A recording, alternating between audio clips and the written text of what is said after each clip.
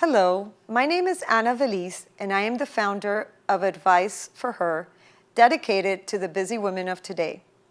It is my pleasure to have with me today Rebecca Abella, who is a mortgage lender. Rebecca, welcome. Thank you. Thank you so much for having me here. It's a pleasure. Thank you. Rebecca, I wanted to learn a little bit about the services that you provide. Absolutely. Well, as a mortgage lender, I provide home financing for residential loans, residential homes. And I do this from any type of buyer, first-time buyer, all the way up to your investor that has a portfolio of investment homes. Okay. And how did you get involved, or when did you start in this line of business? I started in banking when I was very, very young. And soon I found a passion for mortgage lending and real estate, actually.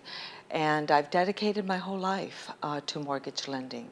I find pleasure in helping people get into their first home or helping people grow their portfolio with residential loans, residential properties. Is there a particular type of client that you think of as your ideal client, a client that you prefer to work with?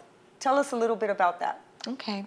My ideal client is anywhere from a first-time home buyer that's buying their first home. Who's a very emotional buyer, probably, Yes, correct? very emotional, but it's a lot of pleasure. I get a lot of pleasure out of it.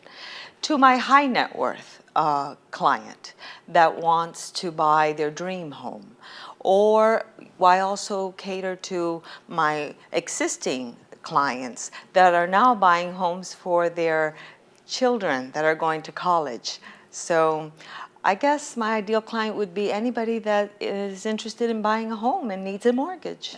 Does it get better if a person is buying a second or third home? Are they less emotional about the purchase, or is it all the same?